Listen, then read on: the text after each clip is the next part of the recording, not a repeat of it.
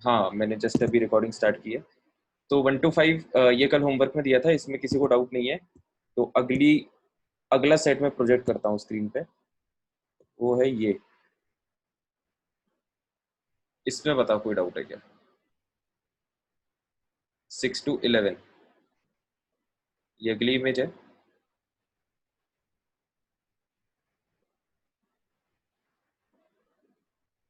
11th वाले में इनके मैंने आंसर्स बता दिए थे क्या कल? इन सबके मैंने आंसर्स बताए थे क्या? नहीं सर। तो आंसर्स नहीं बताए थे तो फिर पहले आंसर्स पूछो ना भाई। तुम्हें कैसे पता तुमने सही किया कि गलत किया है ना? तो रुको, फिर अपन एक एक करके सारे रिएक्शन के आंसर्स देख लेते हैं ना, फिर मैच कर लेना। तो पहले मैं फिर से पिछली वाली इमेज प्रोजेक्ट करता हूँ। ये 4 के मैंने बता दिए थे, ठीक है। तो अब इसको हम लिखते जाते हैं एक एक करके। तुम में से कोई भी एक, आदित्य तुम मेरे को वो रिएक्शन बताते जाना है ना, तो मैं नोट करते जाऊंगा कॉपी में से देख के। 1 मिनट रुको।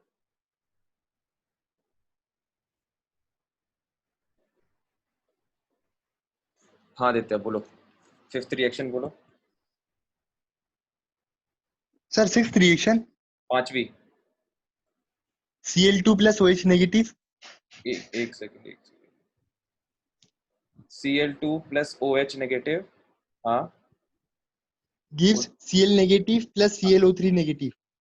ठीक है। तो देखो अब इस इक्वेशन में इसका ऑक्सीडेशन नंबर क्लोरीन का 0, यहाँ पे -1 है ना।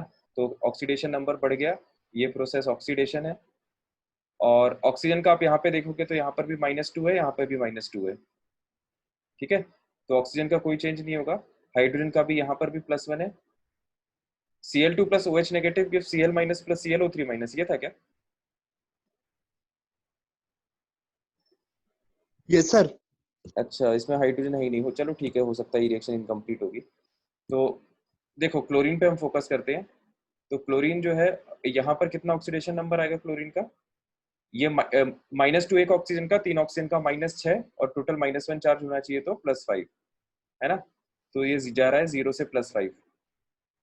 ये ऑक्सीडेशन है ना, ये मैंने यहाँ पे गलत लिख दिया था, ये रिडक्शन होगा। यहाँ पे ऑक्सीडेशन नंबर कम हो गया है ना, -1 वैल्यू 0 से छोटी है, तो ये रिडक्शन है, ये ऑक्सीडेशन है। तो इसका मतलब ये रिएक्शन एक तो रेडॉक्स रिएक्शन है ना। और ये रिएक्शन डिसप्रपोर्शनेशन रिएक्शन है, क्योंकि एक ही ऑक्सीडेशन नंबर 2 में ब्रेक हो रहा है, तो डिसप्रपोर्शनेशन है, कम प्रपोर्शनेशन नहीं है ना। इसमें कोई डाउट है क्या? 6th वाला बताओ आदित्य। Sir Cn twice क्या? Cn twice? Cn cyanide sir Cn twice हाँ plus OH negative हाँ। gives Cn negative plus OCN negative. Okay. तो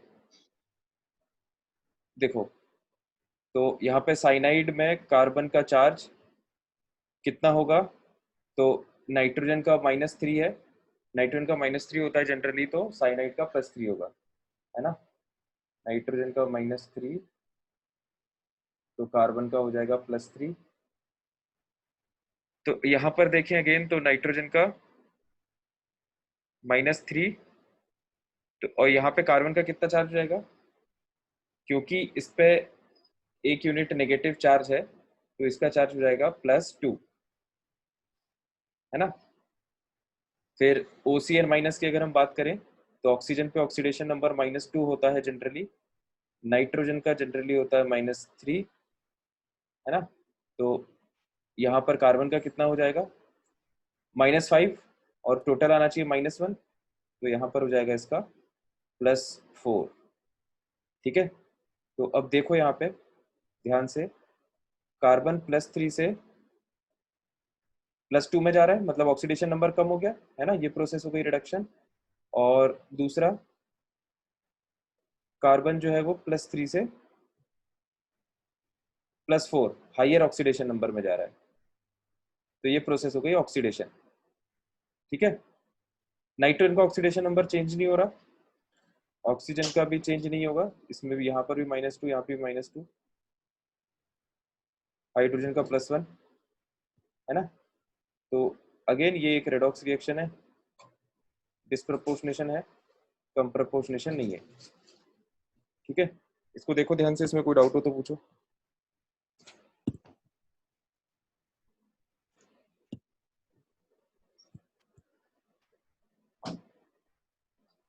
तो ठीक है, अगले पे आऊं फिर।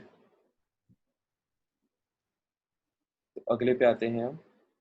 अगला है सेवेंथ बताओ Aditya. H3PO3 gives PH3 plus H3PO4.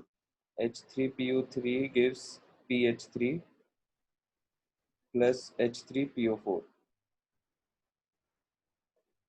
है ना। तो इसमें हाइड्रोजन का जनरली +1 होता है, यहाँ भी +1, यहाँ भी +1, यहाँ भी +1।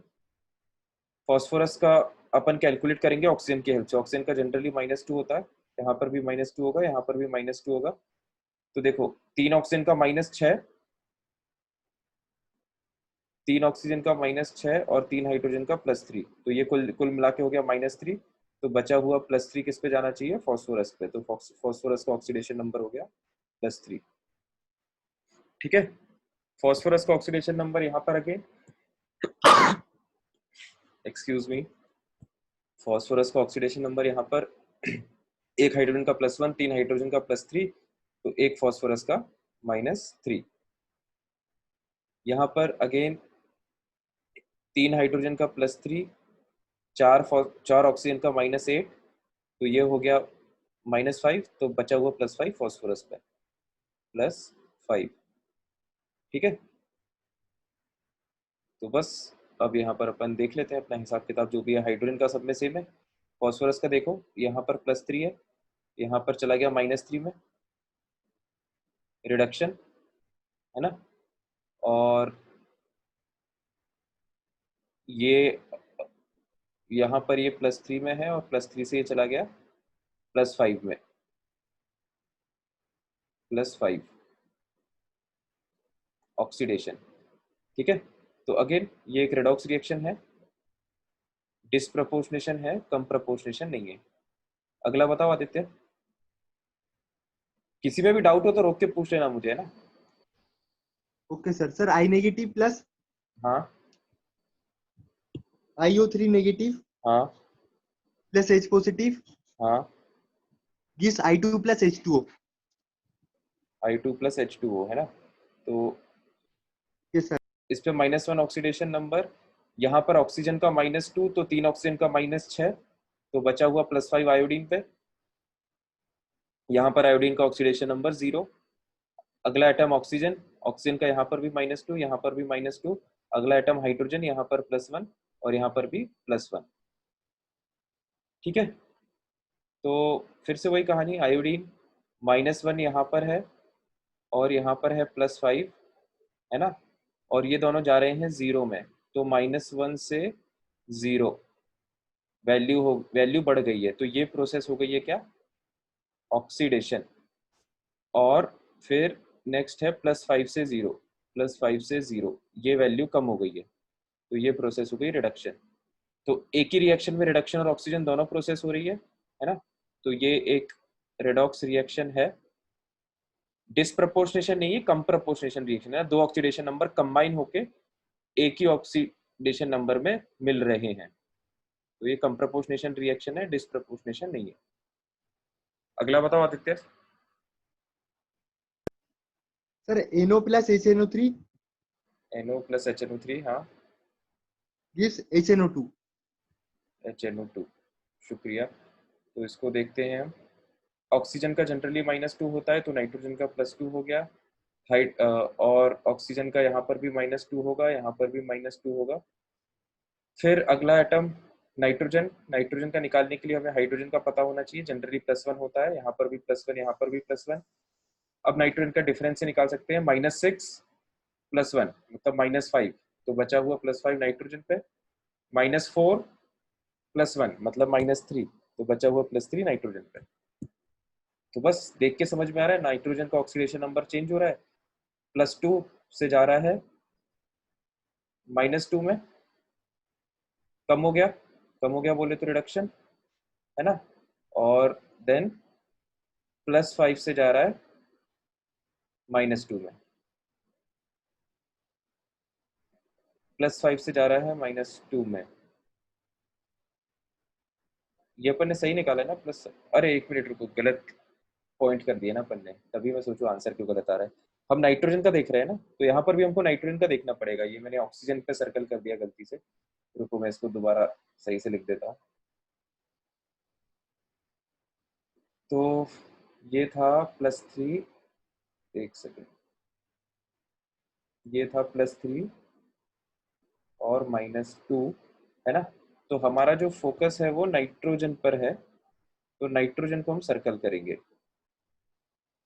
तो +2 से +3 वैल्यू बढ़ गई है, ये प्रोसेस हो गई है ऑक्सीडेशन, और +5 से +3, है ना, तो ये वैल्यू कम हो गई है, तो ये प्रोसेस हो जाएगी क्या, रिडक्शन। ठीक है, तो अगेन वही बात कि ये एक रेडॉक्स रिएक्शन है, एक ही रिएक्शन में रिडक्शन ऑक्सीडेशन दोनों। कम प्रपोर्शनेशन रिएक्शन है, दो ऑक्सीडेशन नंबर कंबाइन हो रहे हैं एक में, और डिस्प्रपोर्शनेशन नहीं है। ठीक है, आदित्य अगला बताओ। Fe plus CuSO4 gives FeSO4 plus U. Fe plus CuSO4 gives FeSO4 plus Cu। तो Yes sir, ये यहाँ पर एलिमेंट है ये, इसका ऑक्सीडेशन नंबर 0 आयरन का, यहाँ पर आएगा +2 क्योंकि सल्फेट का होता है -2। तो कॉपर का यहाँ पर +2 क्योंकि सल्फेट का होता है -2। ठीक है, अब मैं ये पूरा सल्फेट का चार्ज मिला के लिख रहा हूँ यहाँ पे -2, है ना, क्योंकि वो वैसे भी चेंज नहीं हो रहा, तो उस पर हमें फोकस नहीं करना है, इसलिए मिला के लिख दिया मैंने। कॉपर का 0। तो बस अब इसमें देख लो, आयरन का देखो, आयरन का 0 से जा रहा है +2 में, ऑक्सीडेशन नंबर बढ़ गया, ये प्रोसेस है ऑक्सीडेशन, राइट। देन कॉपर का +2 से जा रहा है 0 में, तो ऑक्सीडेशन नंबर कम हो गया, ये हो गया रिडक्शन, राइट। तो एक ही रिएक्शन में दोनों ऑक्सीडेशन और रिडक्शन प्रोसेस हो रही है, तो ये एक रेडॉक्स रिएक्शन है निश्चित तौर पे। दूसरा, ये एक कम डिस्प्रपोर्शनेशन रिएक्शन नहीं है, क्योंकि एक ऑक्सीडेशन नंबर ब्रेक नहीं हो रहा, दो अलग अलग ऑक्सीडेशन नंबर ब्रेक हो रहे हैं। ये कम प्रपोर्शनेशन रिएक्शन भी नहीं है, क्योंकि दो ऑक्सीडेशन नंबर एक में नहीं कंबाइन हो रहे हैं, दो अलग में डिस्ट्रीब्यूट हो रहे हैं। तो ये एक नॉर्मल रेडॉक्स रिएक्शन है ना। तो अगला बताओ आदित्य। सर लास्ट वन है AlCl3 plus H2SO4। हाँ ठीक है, मैं समझ गया। AlCl3 plus H2SO4 gives Al2SO4 plus HCl, है ना। यस सर, ये तो हेलोजन, क्लोरीन पे जनरली -1 ऑक्सीडेशन नंबर होता है, तो 3 क्लोरीन पे -3। सुमित तुम्हें इसमें डाउट था तो इसको ध्यान से देख लेना, है ना। 3 क्लोरीन पे -3, तो अल्मोनियम पे +3। यहाँ पर देखो एल्यूमिनियम पे कितना चार्ज आएगा, तो एक सल्फेट पे -2 चार्ज होता है, तो 3 सल्फेट पे हो जाएगा, एक सल्फेट पे टोटल -2 चार्ज होता है, ये पूरे सल्फेट का लिखा है मैंने, है ना। तो 3 सल्फेट पे -6 होगा, है ना, 3 सल्फेट पे -6 होगा मिला के, तो इसका मतलब दो एल्यूमिनियम पे मिला के +6 होना चाहिए, मतलब एक एल्यूमिनियम का ऑक्सीडेशन नंबर +3 होना चाहिए। ठीक है, तो ये हो गया। फिर अगले एटम पे आते हैं, हाइड्रोजन +1 होता है जनरली, यहाँ पर भी +1 होगा। सल्फेट पे जनरली -2 होता है, ठीक है, जनरली क्या, हमेशा ही सल्फेट पे -2 होता है। बाकी क्लोरीन बचा, तो क्लोरीन पे कितना हो जाएगा यहाँ पे -1, है ना। तो बस अब देख लो किस किस का ऑक्सीडेशन नंबर चेंज हो रहा है। तो एल्यूमिनियम का यहाँ पर भी +3 है, यहाँ पर भी +3 है, कोई चेंज नहीं है।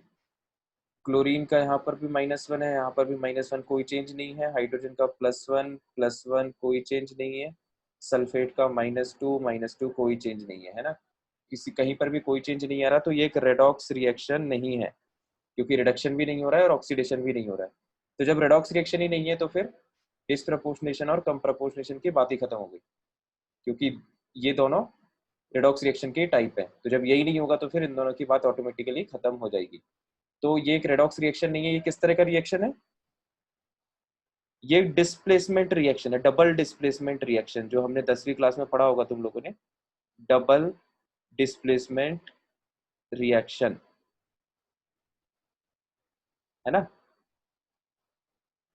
आई होप ये रिएक्शन सबको क्लियर हो गया, और सारे रिएक्शन सबको क्लियर हो गए, सबको हो गए क्या क्लियर? मैं 10 सेकंड का पॉज ले रहा हूँ, किसी को कोई भी डाउट हो तो पूछ सकता है।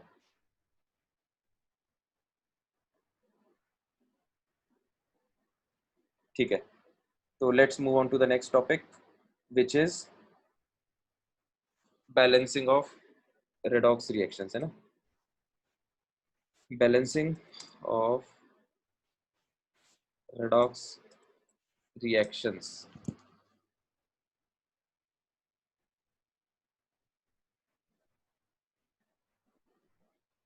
ओ अच्छा, हाँ, अपन को शीट डिस्कस करना था यार, तुम लोगों ने याद ही नहीं दिलाया। रुको, पहले अपन शीट डिस्कस करेंगे, है ना। मेरे को याद दिला दिया करो, कभी कभार मैं भूल जाता हूँ गलती से। तो ये टॉपिक अभी हम स्टार्ट करेंगे, उससे पहले मैं शीट खोल रहा हूँ तुम्हारे सामने, जो तुम्हें होमवर्क दिया था अपन वो डिस्कस कर रहे हैं, है ना। एक सेकेंड रुको, मैं शीट खोल रहा हूँ, तुम लोग भी खोल लो। मतलब तुम लोग मत खोलो, तुम लोग तो कॉपी में ही सही देख लेना कौन से क्वेश्चन में डाउट है। मुझे 15 सेकेंड दो।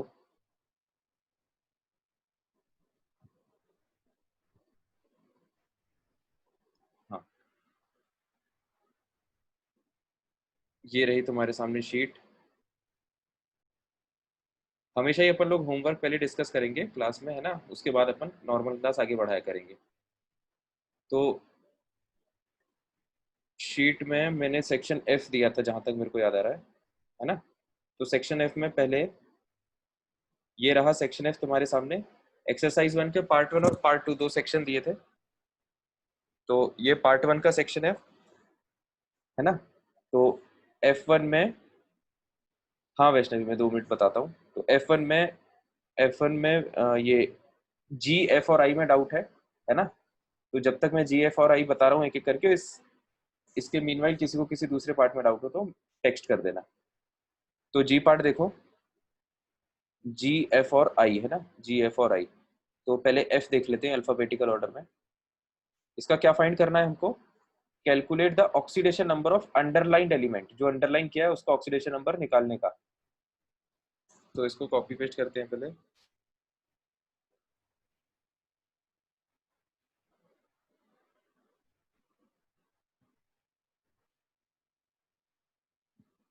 तो ये हम डिस्कस कर रहे हैं एक्सरसाइज 1 पार्ट 1 सेक्शन एफ, है ना। ये क्वेश्चन है F1 का एफ है ये, ठीक है। ये है एफ पार्ट, है ना। तो इसका हमें अंडरलाइन, शायद क्लोरीन को अंडरलाइन किया गया, राइट। क्लोरीन को अंडरलाइन किया गया है, इसका हमको ऑक्सीडेशन नंबर बताना है। तो ध्यान से देखो, कैल्शियम कैल्शियम रूल्स के हिसाब से अगर हम देखें तो कैल्शियम सेकेंड ग्रुप में आता है, right. Calcium falls in second group in periodic table. तो सेकेंड ग्रुप वाले जो एल्कलाइन अर्थ मेटल्स है वो रूल्स में लिखा है +2 ऑलवेज, ठीक है। तो ये +2 शो करेगा, है ना। कैल्शियम +2 शो करेगा। ऑक्सीजन का जनरली ऑक्सीडेशन नंबर होता है -2, ठीक है। तो बस अब इसको सॉल्व कर लो। तो देखो, सॉल्व दो तरीके से कर सकते हैं, ध्यान से देखना। एक, कैल्शियम पे +2 चार्ज है ना, मतलब ये जो बची हुई यूनिट है ना, बची हुई यूनिट मतलब ये ClO2 इस पे टोटल कितना चार्ज आना चाहिए? -2, है ना, क्योंकि कैल्शियम पे +2 चार्ज है। तो जब इस पे पूरे पे -2 चार्ज आएगा, इसका मतलब एक ClO2 पे कितना चार्ज आएगा? -1, है ना, क्योंकि 2 Cl2 है, 2 पे -2 आएगा तो एक पे आएगा -1। तो ये हमने एक आयन पे देख लिया हिसाब। अब देखो, ऑक्सीडेशन नंबर हमको पता है, ऑक्सीजन का होता है -2, है ना। तो दो दो ऑक्सीजन का मिला के कितना हो जाएगा? -4, ठीक है। दो ऑक्सीजन का मिला के -4 और टोटल चार्ज होना चाहिए -1। तो इसका मतलब क्लोरीन पे कितना चार्ज आएगा मिला के? +3। अब क्योंकि एक ही क्लोरीन है तो क्लोरीन का ऑक्सीडेशन नंबर कितना हो जाएगा, +3, है ना। तो ये हमारा सही आंसर होगा, +3। तो ये पार्ट क्लियर हो गया वैष्णवी? हाँ सर। है ना। तो देखो एक तो तरीका ये हो गया कि हमने चार्ज देख के कर लिया मन ही मन, है ना। कैल्शियम पे +2 चार्ज तो बचे हुए पे 2 माइनस, तो एक ClO2 पे -1, ठीक है। तो हम इस स्थिति पे पहुंच गए, यहाँ पर फिर हमने देख के कर लिया। दूसरा तरीका, अगर किसी को इस अप्रोच में दिक्कत होती है ना, ये तो अपन ने ओरली देख के कर लिया चार्ज वगैरह, इसमें दिक्कत होती है तो आप एक्स वाली मेथड से कर सकते हो, है ना। एक्स वाली मेथड क्या थी कि आप सारे चार्जेस लिख दो, मॉलिक्यूल का नेट चार्ज कितना है, 0, है ना। मॉलिक्यूल का नेट चार्ज 0 है, कोई चार्ज नहीं है इसके ऊपर। सारे चार्जेस ऐड कर दो। एक कैल्शियम एटम है, कैल्शियम एटम पे चार्ज कितना है, +2 होता है। उसके बाद ये जो स्मॉल ब्रैकेट है ये 2 बार आ रहा है ना, तो +2 2 बार। अब हम ये ClO2 का जो चार्ज है वो कैलकुलेट करेंगे, है ना। तो इसलिए मैंने 2 बाहर मल्टीप्लाई कर दिया। अब ClO2 का चार्ज निकालने के लिए जिसका अननोन है उसको आप मान लिया करो x, है ना। तो क्लोरीन का चार्ज हो गया x, प्लस 2 ऑक्सीजन एटम्स हैं और एक ऑक्सीजन का चार्ज कितना होता है, -2 जनरली। तो बस इसको सॉल्व कर दो, तो ये आ जाएगा कितना, ये आ जाएगा सॉल्व होके 2 + 2 इंटू x -4, है ना। तो इसको सॉल्व करोगे तो x की वैल्यू सॉल्व होके आ जाएगी +3, ठीक है। ये दूसरा तरीका है क्वेश्चन को करने का, इक्वेशन बना के। ठीक है वैष्णवी, दोनों तरीके क्लियर हो गए? हाँ सर। ठीक है, शाबाश। और अगला डाउट था इनको जी में, है ना। तो जी वाला पार्ट हम देखते हैं, एक सेकेंड। जी वाला पार्ट है ये, तो इसको कॉपी पेस्ट कर लेते हैं पहले।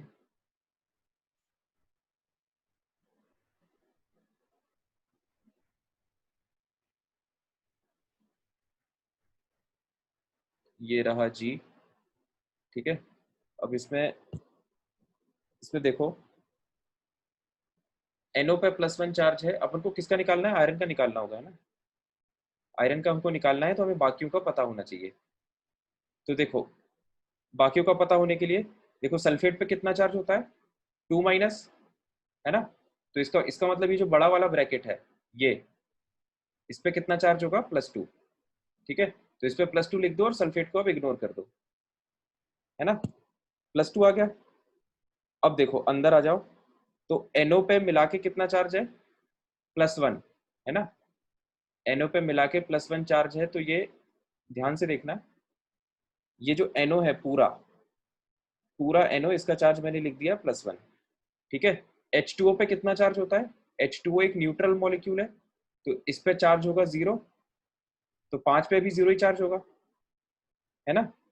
तो अब देखो इन दोनों का चार्ज आ रहा है +1 और टोटल चार्ज कितना होना चाहिए, +2, तो बचा हुआ +1 किस पे आएगा, आयरन पे। बचा हुआ +1 आयरन पे आ जाएगा। तो ये हो गया आयरन का ऑक्सीडेशन नंबर इस कंपाउंड में। क्या ये बात क्लियर हो गई? इसमें कोई डाउट हो तो देख लो वैष्णवी, यस सर। है ना। फिर एक सेकेंड,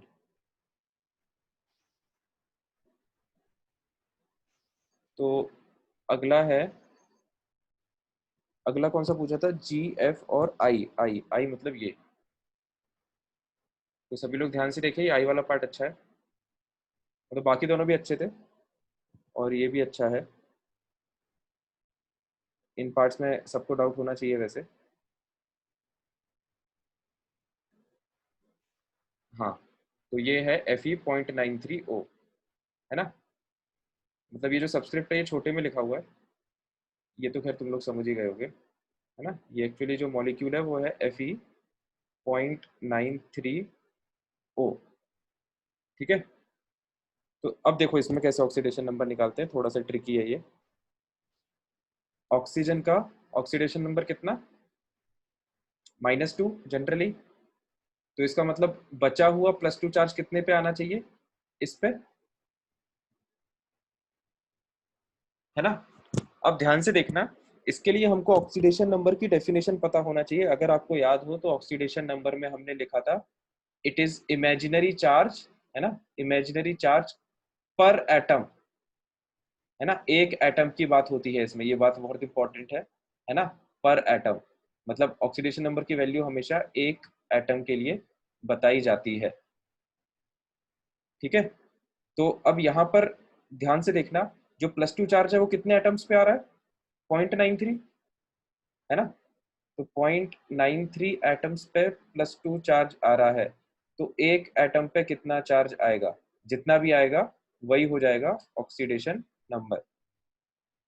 तो यूनिटरी मेथड से निकाल लो, 0.93 पे +2 आ रहा है, तो एक पे कितना आएगा, 2/0.93 आएगा, है ना। तो 2/0.93 इसका आंसर होगा, इसको सॉल्व कर लेना, जो भी वैल्यू आए वो आंसर हो जाएगा। वैष्णवी क्लियर हो गया क्या, हाँ सर, हो गया। है ना। तो उसके लिए ये डेफिनेशन इंपॉर्टेंट है, वन एटम, है ना। ये जहां पर भी आपने नोट्स में वन एटम या पर एटम वर्ड लिखा था, इसको अंडरलाइन कर लेना, है ना। इस पे कई बार क्वेश्चन अटक जाता है स्टूडेंट्स का। तो ठीक है, वेरी गुड। और बताओ, ये अपना एक क्वेश्चन खत्म हुआ है, मैं स्क्रीन दोबारा शीट प्रोजेक्ट कर देता हूँ। और बताओ, F2 में कोई डाउट है क्या, सामने शीट है देख लो।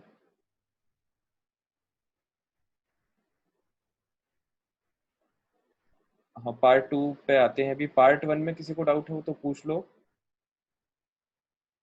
सर ये होमवर्क मैं 15 के बाद कर लूँगा। हाँ हाँ कर लेना, कोई दिक्कत नहीं है। मुझे याद है कि तुम्हारा बोर्ड एग्जाम है ना, कोई दिक्कत नहीं है, 15 के बाद पूछ लेना। तो सेक्शन एफ में आई होप किसी को डाउट नहीं है आगे, मतलब इसमें पार्ट 1 में। तो फिर मैं पार्ट 2 पे आता हूँ। ये रहा पार्ट 2, है ना। तो पार्ट 2 में F6 पूछा जा रहा है। F6 से पहले किसी को कोई डाउट हो तो वो पूछ सकता है। तो ठीक है, मैं पहले F6 बता देता हूँ, इसको कॉपी पेस्ट कर लेते हैं।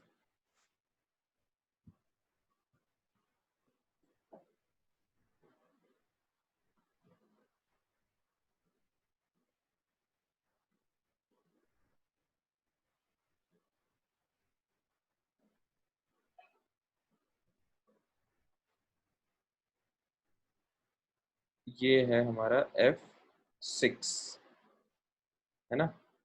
एंड दिस इज, एक सेकेंड,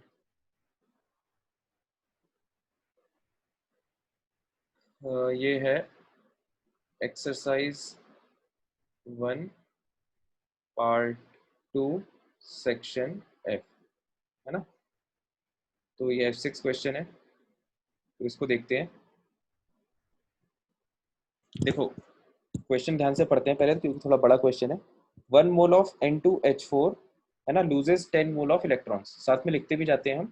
क्वेश्चन ये कह रहा है कि N2H4, है ना, उसका अपन ने 1 मोल लिया है और वो 10 इलेक्ट्रॉन को लूज करता है ना। तो मतलब वो 10 इलेक्ट्रॉन दिखेंगे अपन को प्रोडक्ट साइड में, ठीक है। Loses 10 mole of electrons to form a new compound Y, और इससे एक नया कंपाउंड Y फॉर्म होता है। assuming that all the nitrogen appears in the new compound। Question कह रहा है कि जितना भी नाइट्रोजन है इसमें, वो पूरा का पूरा किस में चला गया, न्यू कंपाउंड में, है ना, ऑल नाइट्रोजन। तो आगे क्वेश्चन कहता है कि what is the oxidation state of nitrogen in Y। तो Y जो कंपाउंड है उसमें नाइट्रोजन का ऑक्सीडेशन स्टेट क्या होगा। तो Y कंपाउंड को देखो, अब Y कंपाउंड को हम एक जनरल फॉर्म में लिखते हैं। ध्यान से देखना सभी लोग। एक बात तो समझ में आ गई क्वेश्चन पढ़ के, कि अगर नाइट्रोजन एटम इससे निकल के इसमें जा रहे हैं तो इस कंपाउंड में नाइट्रोजन तो होगा निश्चित तौर पे, है ना। कितना नाइट्रोजन होगा एक मॉलिक्यूल में वो अपन को पता नहीं है, तो उसको x मान लो।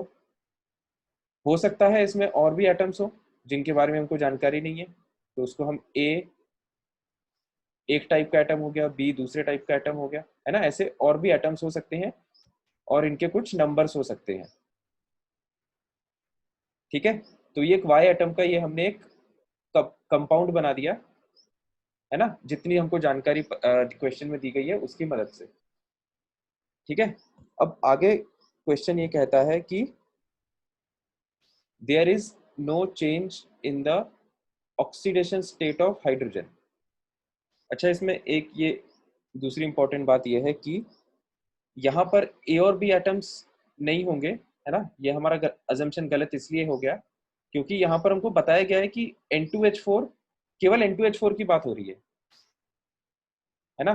N2H4 लूज कर रहा है 10 इलेक्ट्रॉन और वो एक नया कंपाउंड बना रहा है। तो N2H4 जब एक नया कंपाउंड बना रहा है तो इसका मतलब ये जो नया कंपाउंड है इसमें भी जो एटम्स होंगे वो कौन कौन से होंगे, नाइट्रोजन और हाइड्रोजन, है ना। कोई नया एटम तो आ ही नहीं सकता, ठीक है,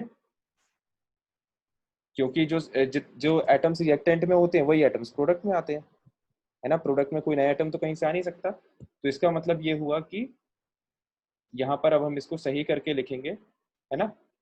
यहाँ पर आएगा हाइड्रोजन ही, लेकिन हाइड्रोजन के कितने एटम्स होंगे ये हमको पता नहीं है, तो ये हमने मान लिया Y, है ना। तो ये अपना आ गया मॉलिक्यूल, Y कंपाउंड का ये मॉलिक्यूल हो गया, मॉलिक्यूलर फॉर्मूला NXHY। क्वेश्चन कह रहा है कि there is no change in the oxidation state of hydrogen. तो इसको भी हम लिख लेते हैं। अब ऑक्सीडेशन स्टेट के, हाइड्रोजन के ऑक्सीडेशन स्टेट में कोई चेंज नहीं है, तो हाइड्रोजन का ऑक्सीडेशन स्टेट यहाँ पर कितना था, +1 होता है जनरली। तो इसका मतलब यहाँ पर भी कितना होगा, +1 होगा, क्योंकि क्वेश्चन कह रहा है कि ऑक्सीडेशन स्टेट में हाइड्रोजन के कोई चेंज नहीं है, ठीक है। अब क्वेश्चन ने पूछा क्या है, सारी इंफॉर्मेशन हमने लिखी, अब सीधे उस पर फोकस लाते हैं जो निकालना है। क्वेश्चन ने पूछा है what is the oxidation state of nitrogen in Y, है ना। तो ये जो है ये हमारा अननोन है, ठीक है। इसका ऑक्सीडेशन नंबर ये हमें निकालना है। तो क्वेश्चन पढ़ के अब हमने सारी इंफॉर्मेशन लिख ली है। अब हम क्वेश्चन में दिमाग लगाना चालू करते हैं। क्वेश्चन नो डाउट थोड़ा सा टफ है नॉर्मल से। तो देखो, क्वेश्चन को उल्टा चालू करते हैं, है ना, जैसा कि हम हमेशा ही करते हैं। आपको ऑक्सीडेशन नंबर निकालना है नाइट्रोजन का, है ना। तो नाइट्रोजन का ऑक्सीडेशन नंबर निकालने के लिए हमको क्या पता होना चाहिए कि ऑक्सीडेशन नंबर का मतलब क्या होता है। ऑक्सीडेशन नंबर का मतलब होता है कि एक नाइट्रोजन एटम पे कितना चार्ज होगा इस कंपाउंड में, है ना। इस कंपाउंड में एक नाइट्रोजन एटम पे कितना चार्ज होगा वो ऑक्सीडेशन नंबर होता है। तो इस नाइट्रोजन पे कितना चार्ज होगा वो कैसे निकालें, है ना। नेक्स्ट क्वेश्चन ये है। तो नेक्स्ट उसके लिए हमको जनरली हम कैसे निकालते हैं, जब हमको बाकी एटम्स का चार्ज पता होता है तो उसकी हेल्प से हम इसका चार्ज निकाल लेते हैं, है ना। अब यहाँ पर दिक्कत यह है कि बाकी एटम्स का चार्ज हमें पता है, चार्ज पता है +1, लेकिन उसके नंबर नहीं पता, है ना। चार्ज तो हमको पता है कि एक हाइड्रोजन एटम पे +1 चार्ज है, लेकिन कितने हाइड्रोजन एटम्स हैं यहाँ पे, है ना, वो हमको पता नहीं है, ठीक है। तो अब हम देखो इसमें क्या करेंगे। क्वेश्चन ने ये कह दिया कि हाइड्रोजन एटम का जो हाइड्रोजन एटम का जो ऑक्सीडेशन नंबर है वो चेंज नहीं हो रहा है। इसका मतलब क्या है, देखो इसको मैं दूसरे पहले सिंपल एग्जांपल से समझाता हूँ, उससे समझ में आ जाएगा।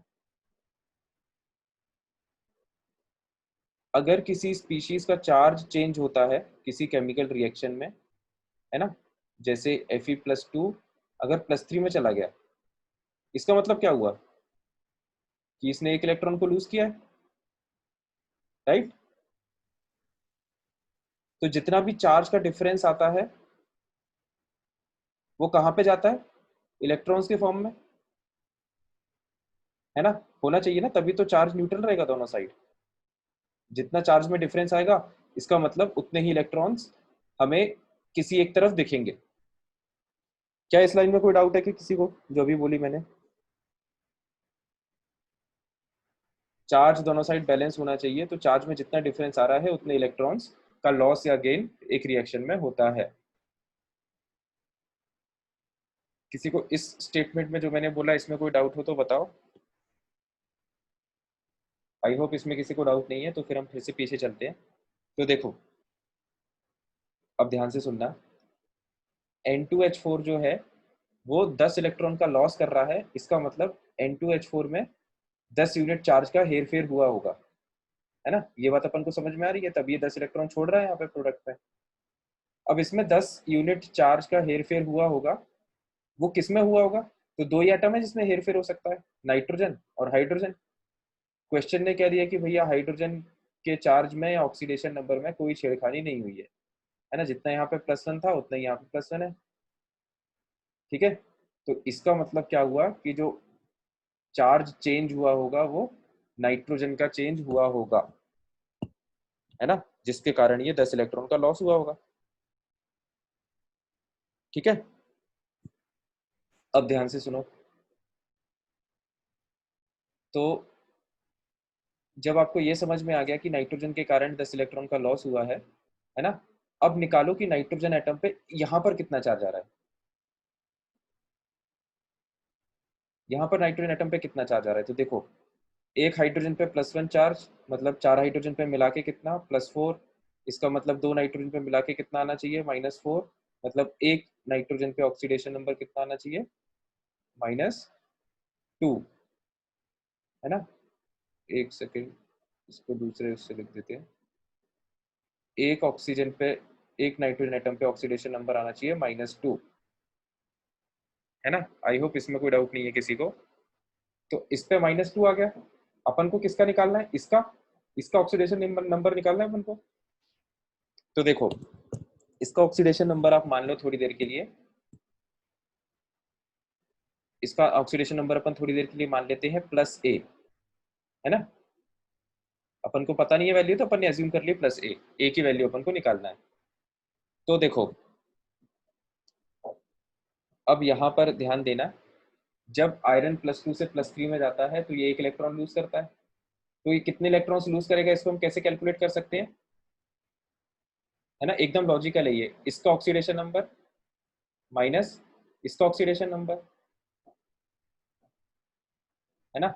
इन दोनों को आप माइनस कर दो तो हमें पता चल जाएगा कि 1 यूनिट पॉजिटिव चार्ज ज्यादा है इस तरफ, तो यहाँ पर हम 1 इलेक्ट्रॉन ऐड कर देंगे, है ना।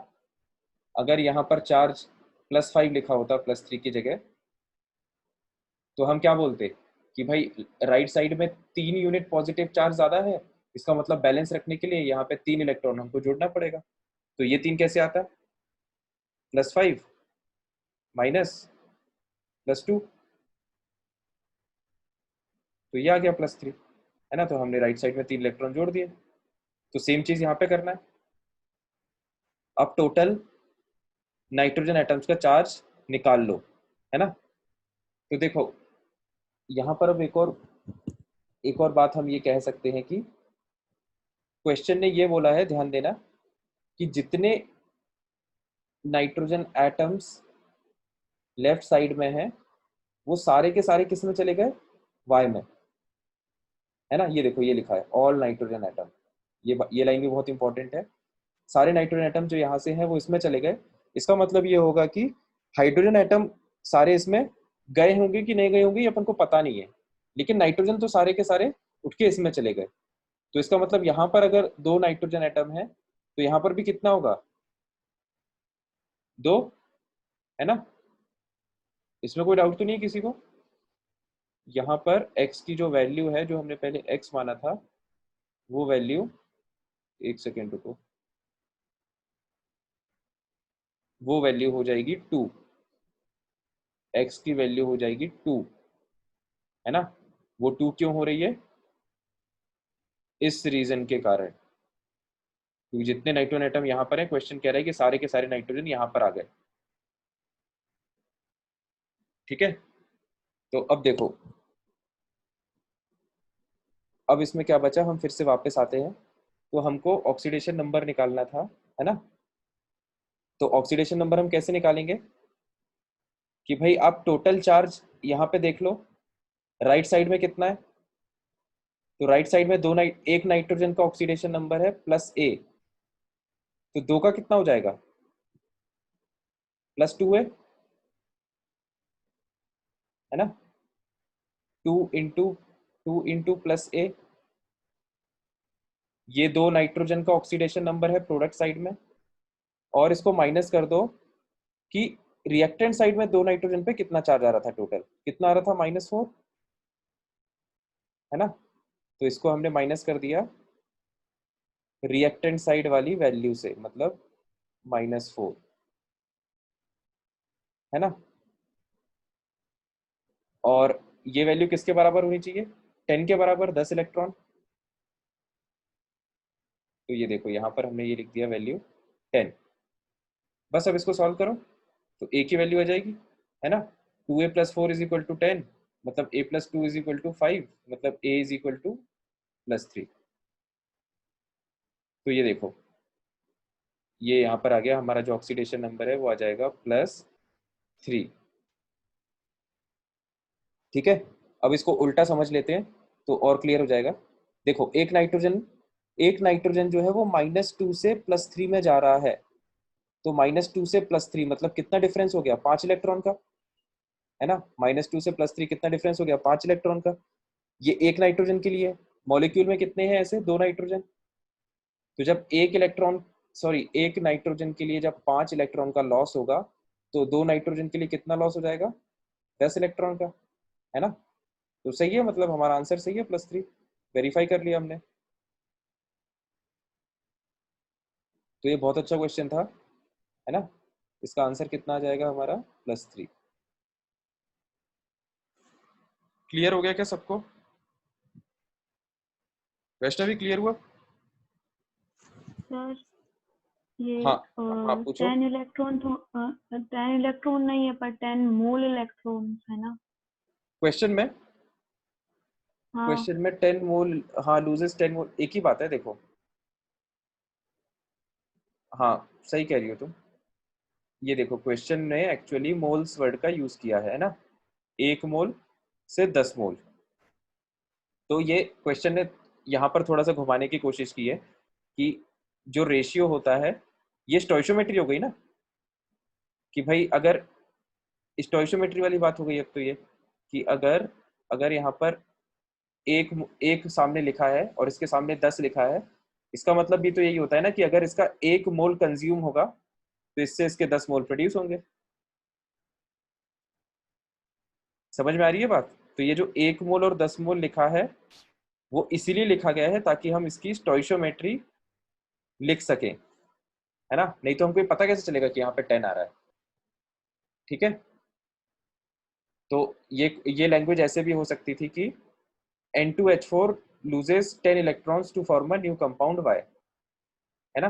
ध्यान से देखना, N2H4 loses 10, यहाँ पे मोल्स नहीं होता, N2H4 loses 10 electrons to form a new compound Y। तो फिर हम डायरेक्ट लिख देते ये रिएक्शन, है ना। अभी क्वेश्चन ने क्या किया, इसको थोड़ा सा घुमा के कर दिया, मोल्स के टर्म्स में कर दिया, है ना। तो मोल्स की हेल्प से हम स्टोइशियोमेट्री से ये स्टोइशियोमेट्रिक कोएफिशिएंट लिख देंगे। क्लियर हुआ क्या वैष्णवी। हाँ सर ठीक है। पक्का, हाँ। पूरा क्लियर हो गया क्वेश्चन, बताओ। हाँ सर हो गया। ठीक है, अब देखो इसको हमने अभी तो खैर बहुत टाइम लिया इसको करने में, अब इसको हम जल्दी भी कर सकते थे। कैसे, ध्यान देना। एक नाइट्रोजन पे चार्ज मैंने यहीं के ही निकाल लिया, ध्यान से सुनना सब लोग, है ना। हाइड्रोजन पे चार्ज मैंने मन में कैलकुलेट कर लिया, एक पे +1 होता है तो 4 पे +4 होगा, तो 2 नाइट्रोजन पे -4 मतलब एक नाइट्रोजन पे -2, है ना। एक नाइट्रोजन पे -2, तो और यहाँ पे ऐसे 2 नाइट्रोजन एटम है ना। तो 2 नाइट्रोजन एटम पे मिला के 10 इलेक्ट्रॉन का ट्रांसफर हो रहा है, तो एक नाइट्रोजन एटम पे 5 इलेक्ट्रॉन का ट्रांसफर होगा, है ना। तो जब एक पे 5 इलेक्ट्रॉन का ट्रांसफर होगा और एक नाइट्रोजन का चार्ज -2 है, इसका मतलब वो निश्चित तौर पे जब प्रोडक्ट में जा रहा होगा तो वो नाइट्रोजन एटम +3 में जा रहा होगा, है ना। तो एक नाइट्रोजन पे चार्ज +3 मतलब नाइट्रोजन का ऑक्सीडेशन नंबर हो गया +3। ठीक है, तो कहने का मतलब ये कि हम इस क्वेश्चन को जल्दी भी कर सकते थे, तो तुम्हें समझाने के लिए मैंने एकदम डिटेल में स्लो स्लो समझाया है ना। आइडियली मतलब अगर टेस्ट में ये क्वेश्चन आएगा तो ये बमुश्किल 30 सेकंड का क्वेश्चन है ना। 30 सेकंड से ज्यादा टाइम इसमें नहीं लगना चाहिए। क्लियर हो गया सबको दोनों तरीके से?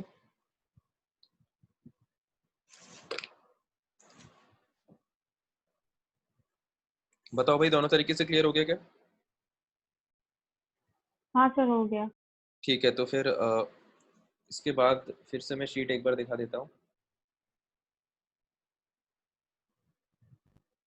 इसमें और देख लो भैया, कोई डाउट हो तो। ये आखिरी क्वेश्चन था वैसे, F6। किसी को और कोई डाउट हो तो पूछ सकता है।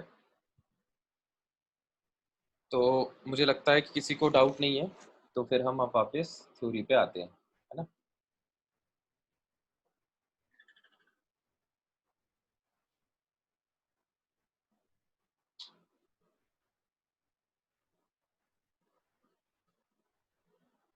तो शीट के आंसर्स इसमें दिए रहते हैं ना नीचे, रुको मैं दिखाता हूँ।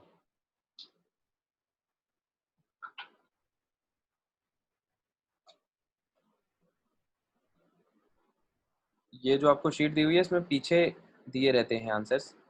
पीछे मतलब नीचे एंड में दिए होंगे इसमें, ये देखो ये दिए हुए हैं ना, एक्सरसाइज 1। ये सीक्वेंस में दिया हुआ है एक्सरसाइज 1, ये पार्ट 1 के आंसर्स हैं, ये सारे आंसर्स दिए हुए हैं। और फिर ये पार्ट 2 के आंसर्स है ना। तो अगर आंसर्स मैच करना हो, मतलब आंसर्स अगर मैच नहीं किए थे, है ना, तो आंसर्स मैच कर लेना आज, और कल दोबारा पूछ लेना फिर, ठीक है। मेरे को याद दिला देना, तो अपन दोबारा डिस्कस कर लेंगे अगर किसी को किसी क्वेश्चन में डाउट है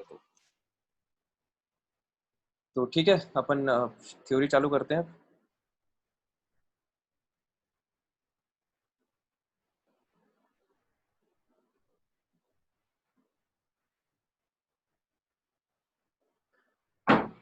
तो हम टॉपिक की बात कर रहे थे, बैलेंसिंग रेडॉक्स रिएक्शंस।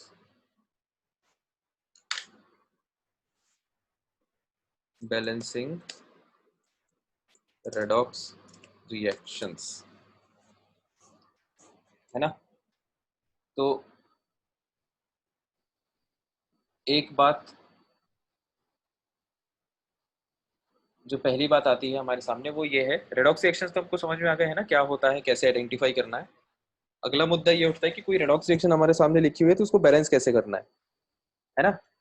पहला सवाल तो ये उठता है कि उसको बैलेंस करना क्यों है ना, वाई। ठीक है, तो बैलेंस उसको इसलिए करना जरूरी है क्योंकि सीधी सी बात है कि हमको ये बात पता है कि कोई भी रिएक्शन जो है वो एटम वाइज और चार्ज वाइज बैलेंस्ड होना चाहिए, है ना। एक तो वो रिएक्शन एटम वाइज बैलेंस्ड होना चाहिए, और वो रिएक्शन चार्ज वाइज भी बैलेंस्ड होना चाहिए। क्यों बैलेंस होना चाहिए, एटम वाइज और चार्ज वाइज क्यों बैलेंस होना चाहिए?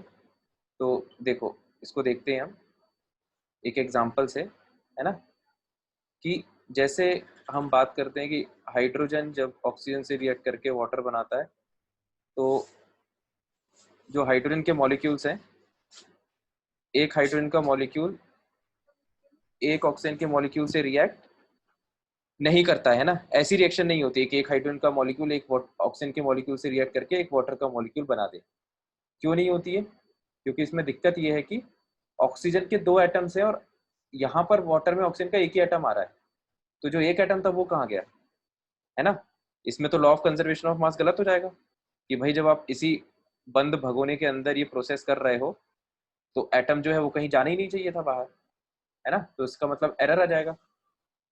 तो law of conservation of mass को फॉलो करने के लिए हम क्या करते हैं, रिएक्शन को एटम वाइज बैलेंस करते हैं। तो ये हम कोएफिशिएंट लगा देते हैं, तो अब हमारा हिसाब किताब सही हो जाता है। जितने एटम्स लेफ्ट साइड में उतने ही एटम्स राइट साइड में, ठीक है। तो इसलिए एक रिएक्शन एटम वाइज बैलेंस होना चाहिए law of conservation of mass को फॉलो करने के लिए, है ना। और ऐसे ही law of conservation of charge को फॉलो करने के लिए रिएक्शन चार्ज वाइज भी बैलेंस होना चाहिए, है ना। चार्ज वाइज बैलेंसिंग का क्या मतलब है कि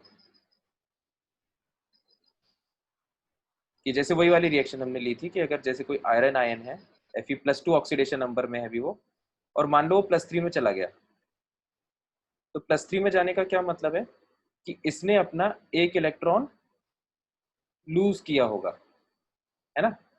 ये अपना एक इलेक्ट्रॉन लूज करेगा तभी इस पे 1 यूनिट पॉजिटिव चार्ज ज्यादा आ जाएगा, ठीक है। तो अब देखो, अब यहाँ पर भी अगर हम बात करें तो law of conservation of charge follow हो रहा है। लेफ्ट साइड में 2 यूनिट पॉजिटिव चार्ज है और राइट साइड में +3 -1, मतलब 2 यूनिट पॉजिटिव चार्ज है। और वैसा होना भी चाहिए, क्योंकि अगर ये प्रोसेस एक बंद कंटेनर में हो रही है तो जब इलेक्ट्रॉन बाहर ही नहीं जा रहा तो चार्ज भी बाहर नहीं जाना चाहिए, है ना। तो इस हिसाब से रिएक्शन जो है वो चार्ज वाइज भी बैलेंस्ड होना चाहिए, ठीक है। तो ये यहाँ पर हमने इसके लॉजिक देख लिए हैं कि रिएक्शन एटम वाइज और चार्ज वाइज क्यों बैलेंस होना चाहिए। मैं 5 सेकंड का पॉज लेता हूँ, किसी को डाउट हो तो पूछ ले।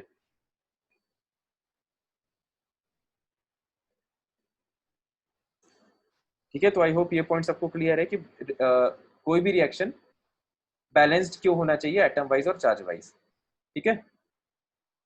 तो अब हम बात करते हैं एटम वाइज बैलेंसिंग की। तो जो एटम वाइज बैलेंसिंग है वो तो हम नॉर्मली कर लेते हैं, है ना।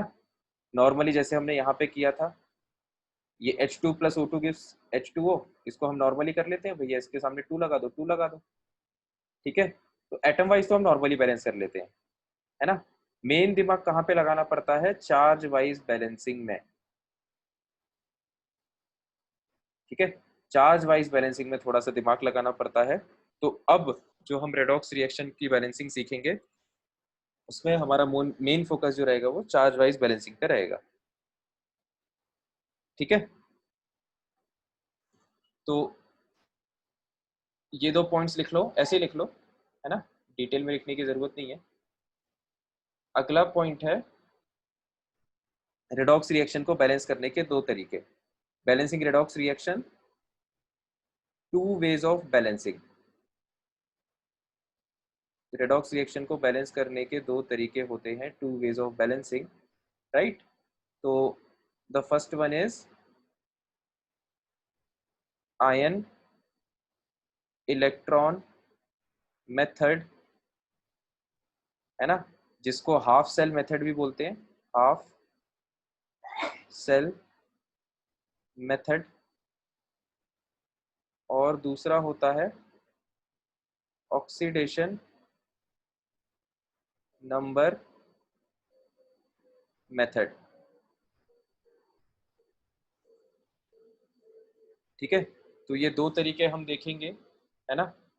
पहला तरीका देखते हैं डिटेल में अब, आयन इलेक्ट्रॉन मेथड, है ना। तो फर्स्ट हेडिंग डालो, फर्स्ट हेडिंग डालो, आयन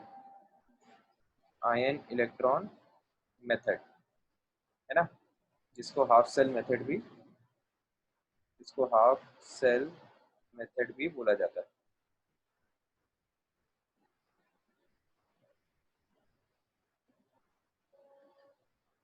ठीक है, तो अब ध्यान से देखना इस मेथड को, है ना।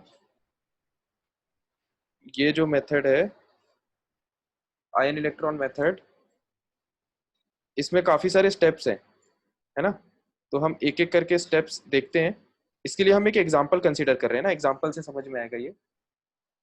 तो देखो, जो हमने एग्जांपल लिया है वो हमने लिया है ये वाला, फिसोफोर प्लस कम्यूनोफोर plus H2SO4 gives Fe2SO4 3 plus MnSO4 plus H2O plus K2SO4, right, है ना। तो ये वही वाली रिएक्शन है जो हमने जब हमने टाइप्स ऑफ रेडॉक्स रिएक्शन पढ़ रहे थे ना, तो जो हमने नॉर्मल रेडॉक्स रिएक्शन लिखी थी वो ये वही वाली रिएक्शन है ना। बस ये अभी बैलेंस नहीं है, तो हम इसको बैलेंस करेंगे। तो एक बार बस मैं तुम्हें वेरीफाई करा देता हूँ कि रेडॉक्स रिएक्शन है।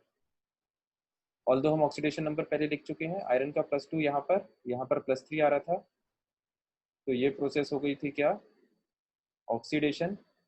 सिमिलरली मैंगनीज का +7 यहाँ पर और यहाँ पर +2 आ रहा था, तो ये प्रोसेस हो गई थी रिडक्शन, है ना। तो ये एक रेडॉक्स रिएक्शन थी।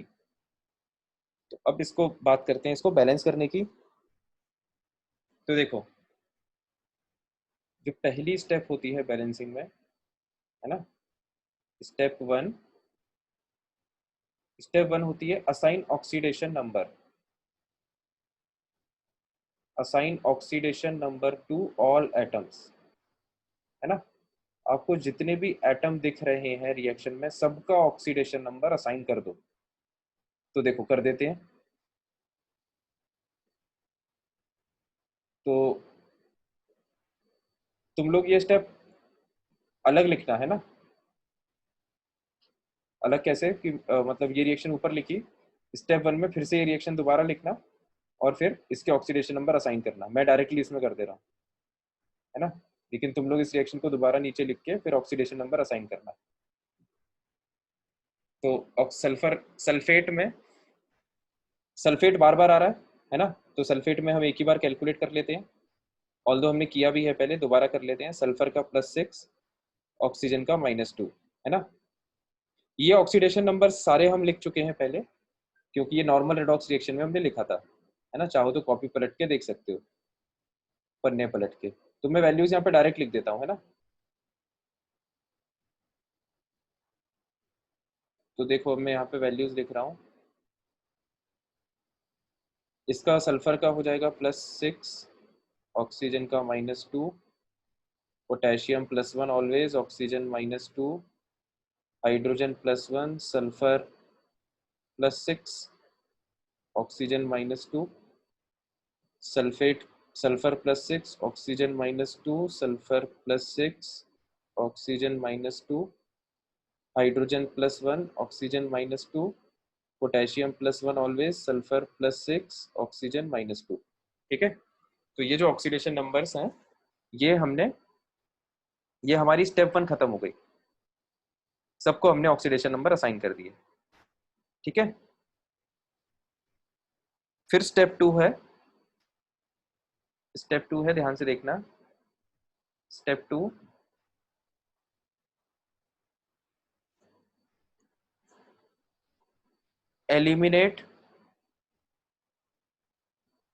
एलिमिनेट ऑल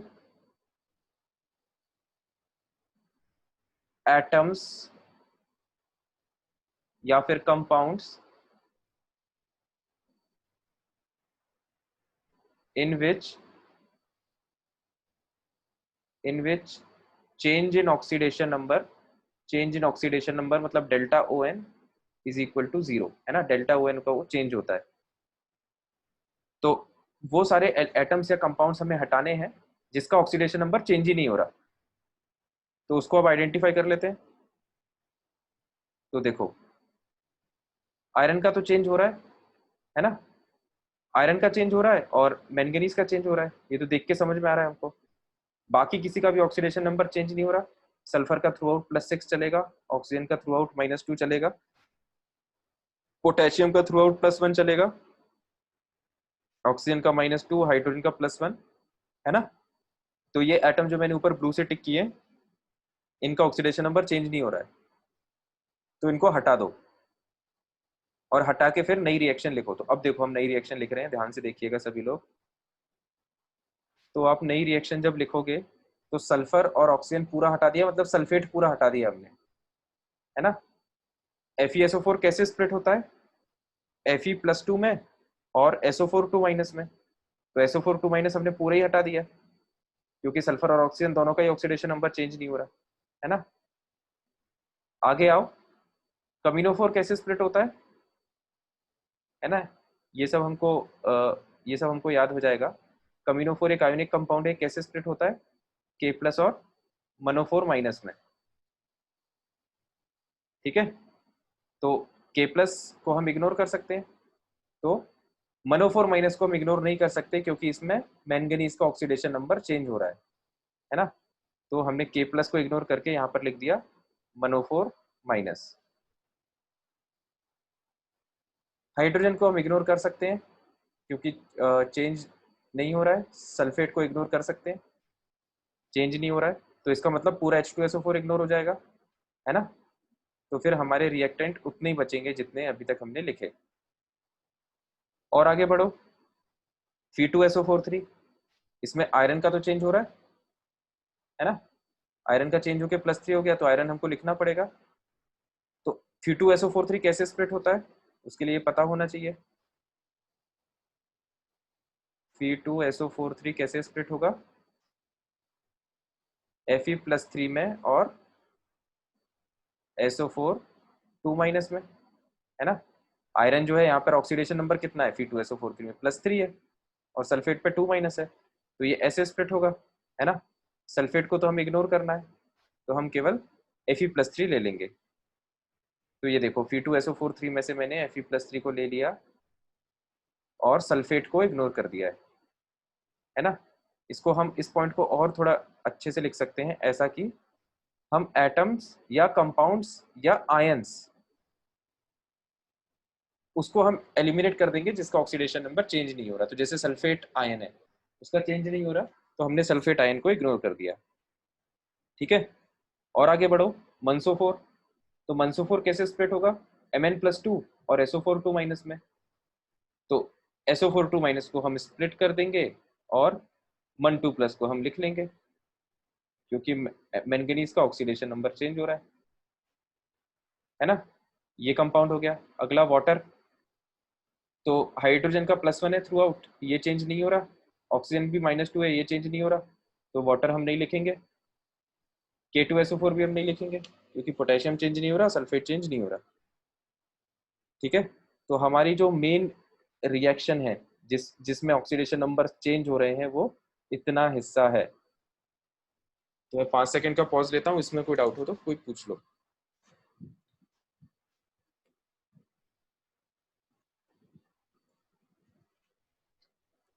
ठीक है, तो फिर अगली स्टेप पे आते हैं हम। अब हमने अपनी रिएक्शन शॉर्ट में ऐसे लिख ली है। अगली स्टेप होती है कि इसमें आप रिडक्शन और ऑक्सीडेशन वाला पार्ट आइडेंटिफाई करो, है ना। स्टेप थ्री राइट सेपरेटली, है ना। Right separately oxidation and reduction reactions, ठीक है। तो ऑक्सीडेशन रिएक्शन और रिडक्शन रिएक्शन हमें अलग अलग करके लिखना है। तो उसके लिए पहले पता होना चाहिए ऑक्सीडेशन रिएक्शन कौन सी है, रिडक्शन कौन सी है। तो देख लो यहाँ पे आयरन +2 से +3 में जा रहा है, ये हो गया ऑक्सीडेशन, चार्ज पड़ गया, है ना। मैंगनीज +7 से +2 में जा रहा है ना, तो इसका चार्ज कम हो गया मैंगनीज का, तो ये हो गई रिडक्शन। तो ऑक्सीडेशन वाली रिएक्शन को हम यहाँ पे लिख देंगे। ऑक्सीडेशन वाले पार्ट में देखो, ये मैंने ऑक्सीडेशन वाली रिएक्शन लिख दी और ये मैंने रिडक्शन वाली रिएक्शन लिख दी, है ना। मनोफोर माइनस किस में जा रहा है, Mn+2 में, ठीक है।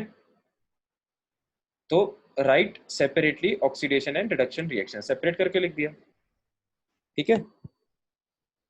अब हम करेंगे इनको बैलेंस इंडिविजुअली, है ना। इंडिविजुअली हम इनको बैलेंस करेंगे। तो देखो अब हम बैलेंस करना चालू करेंगे। स्टेप 4 क्या है, balance non oxygen and hydrogen atoms, ठीक है। ऑक्सीजन और हाइड्रोजन एटम्स के अलावा जो एटम्स है उनको बैलेंस करो। तो करो।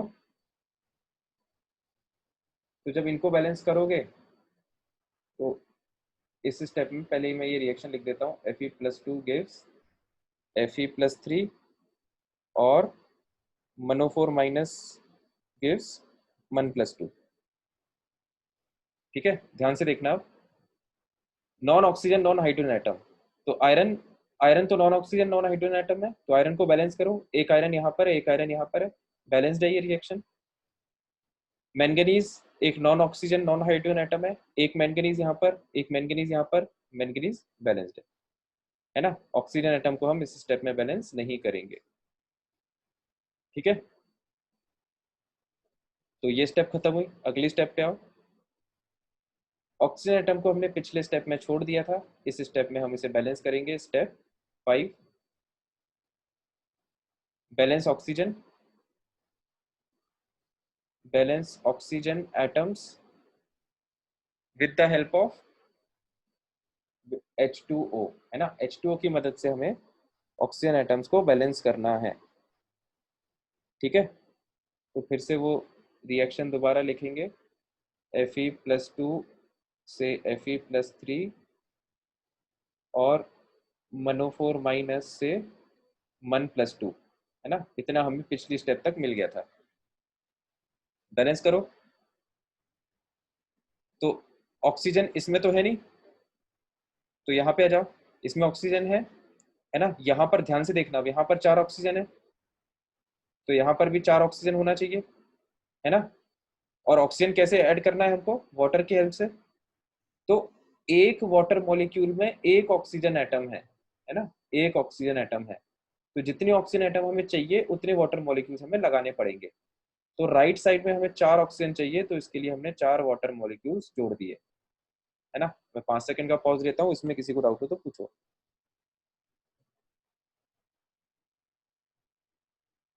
ठीक है, तो ऑक्सीजन एटम बैलेंस हो गया। एक और एटम बैलेंस करने के लिए बच रहा है, वो है हाइड्रोजन एटम।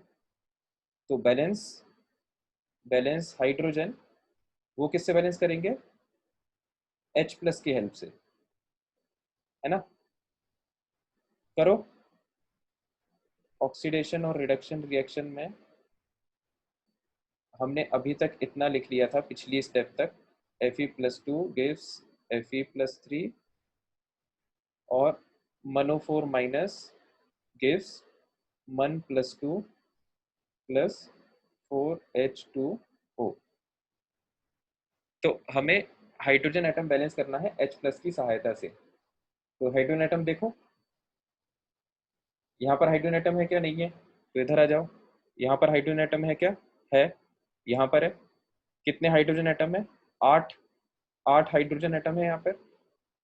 तो राइट साइड में 8 हाइड्रोजन एटम है, इसका मतलब लेफ्ट साइड में हमें 8H+ ऐड करना पड़ेगा, है ना, क्योंकि हाइड्रोजन को H+ से ही बैलेंस करना है। ठीक है, अगेन 5 सेकंड का पॉज लेता हूँ, कोई डाउट हो तो पूछो।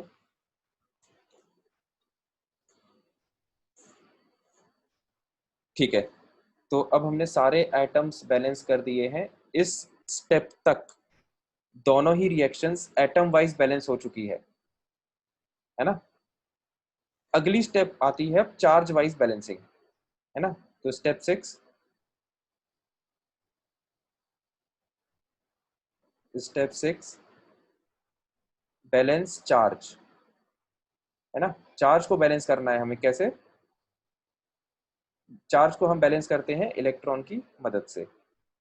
तो बैलेंस करना चालू करते हैं, ऑक्सीडेशन वाला पार्ट, रिडक्शन वाला पार्ट, है ना। पिछली स्टेप तक हमने, स्टेप 7 है ये, बिल्कुल इसको सही से लिख देते हैं हम, स्टेप 7।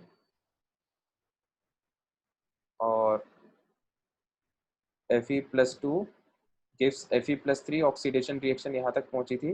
रिडक्शन रिएक्शन हमारी पहुंच गई थी कहाँ तक, 8H++ मनोफोर माइनस, 8H++ मनोफोर माइनस गिव्स मन+2 प्लस 4H2O, है ना।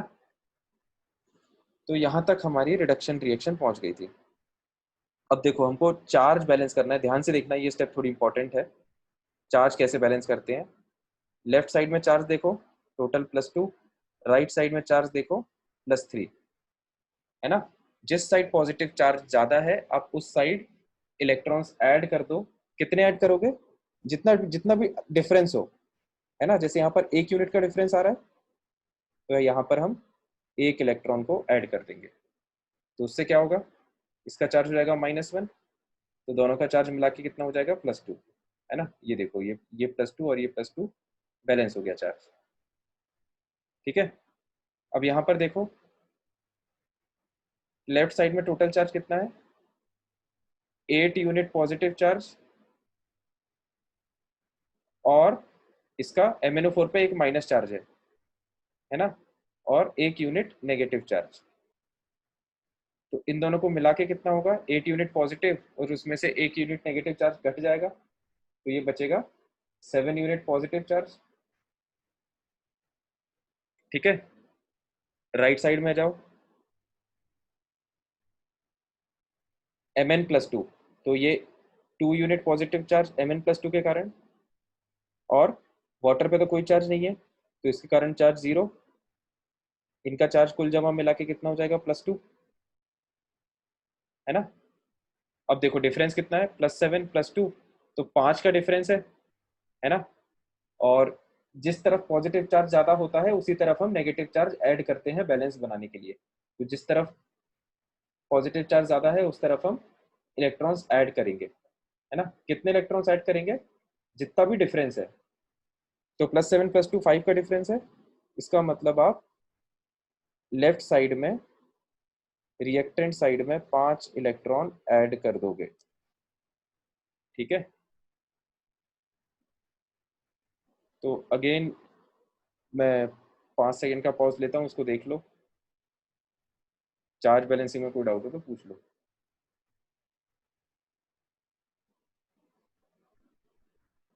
ठीक है, तो इसमें कोई डाउट नहीं है, इसका मतलब अगली स्टेप पे आते हैं। तो अब हमने इनको बैलेंस कर दिया है ना। चार्ज वाइज दोनों रिएक्शन को बैलेंस कर दिया है। स्टेप 8 है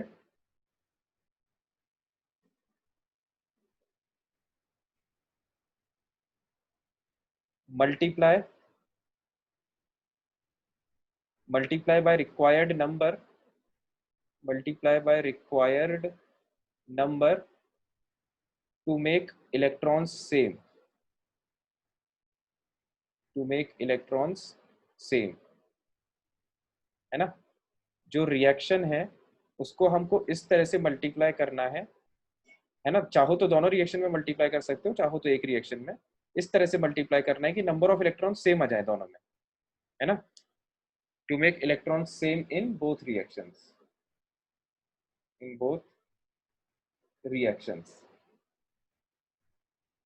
ठीक है।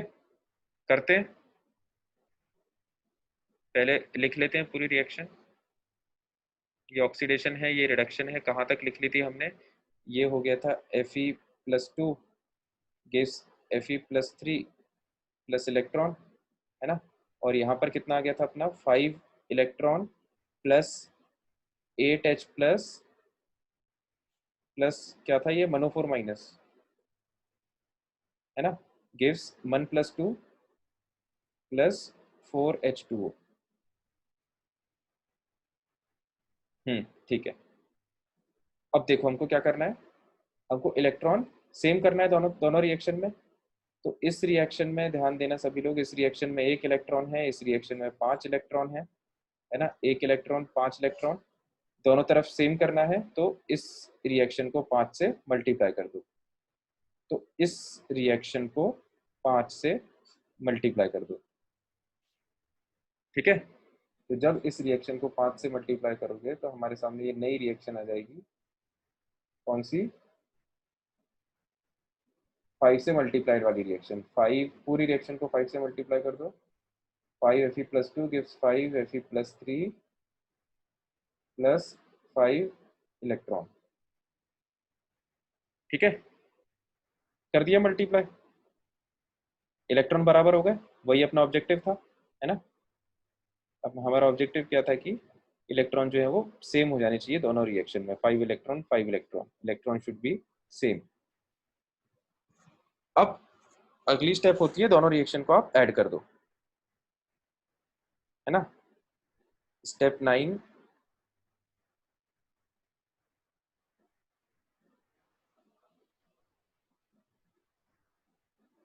Step 9, add both oxidation and reduction reactions, ठीक है। ऑक्सीडेशन और रिडक्शन रिएक्शंस दोनों को ऐड करना है, तो करो। ये ऑक्सीडेशन रिएक्शन है, ये रिडक्शन रिएक्शन है। तो देखो अब एडिशन कैसे होता है, जैसा मैथ्स में होता है, 2x इज इक्वल टू कहीं पे लिखा है 5y प्लस 3 और कहीं पे लिखा है 4x is equal to 6y plus 8 है ना। तो जब इन इक्वेशंस को ऐड करेंगे तो ये यहाँ पे 6x हो जाएगा, ये 6 और 5 11y हो जाएगा, और ये 8 और 3 11 हो जाएगा, है ना। तो लेफ्ट साइड का एडिशन लेफ्ट साइड में, राइट साइड का एडिशन राइट साइड में, है ना, जैसा हम मैथ्स में करते हैं। तो अब वैसे ही करेंगे यहाँ पे। तो देखो मैं रिएक्टेंट को पहले एक साथ ऐड कर रहा हूँ, तो 5Fe प्लस 2 प्लस 5 इलेक्ट्रॉन, मतलब ये जो स्पीशीज हैं ये सब एक साथ आ जाएंगे, है ना। तो इनको लिख लेते हैं, एक मिनट, अब ऐड करके लिख रहे हैं तो ये बनाने की जरूरत नहीं है। देखो रिएक्टेंट साइड में क्या जाएगा, 5Fe प्लस 2, और प्रोडक्ट साइड में क्या जाएगा, 5Fe प्लस 3 प्लस 5 इलेक्ट्रॉन, है ना।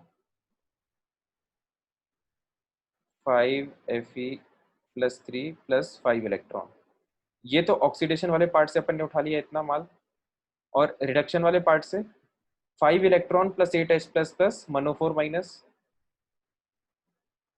ये आ जाएगा रिएक्टेंट साइड में 5 electron plus 8H plus plus मनोफोर माइनस, राइट।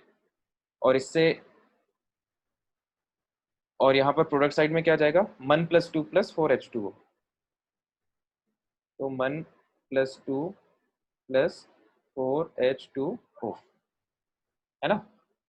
तो ये दोनों रिएक्शन हमने लिख दी,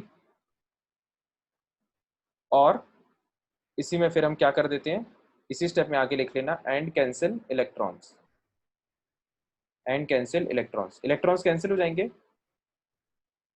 है ना, क्योंकि सेम है, 5 इलेक्ट्रॉन यहाँ पे 5 इलेक्ट्रॉन यहाँ पे, ये कैंसिल हो गए, ये बन गई है हमारी फाइनल आयोनिक इक्वेशन जो कि बैलेंस्ड है ना। तो इस स्टेप तक कोई डाउट हो तो पूछ लो। अभी इसमें एक दो स्टेप और बच रही है जो हम अगली क्लास में कंटिन्यू करेंगे, ठीक है। तो यहाँ तक सारे स्टेप्स आप लोग ध्यान से देख लेना, है ना। इसको जरूर अच्छे से रिवाइज कर लेना एक बार, अगली क्लास के पहले जितनी स्टेप्स ये लिखी हैं अपन ने इनको रिवाइज कर लेना, ठीक है। तो बाकी टाइम खत्म हो गया, तुम लोग की अगली क्लास का भी टाइम हो रहा है, तो फिर अपन मिलते हैं नेक्स्ट क्लास में, है ना। तो ओके, बाय टिल देन।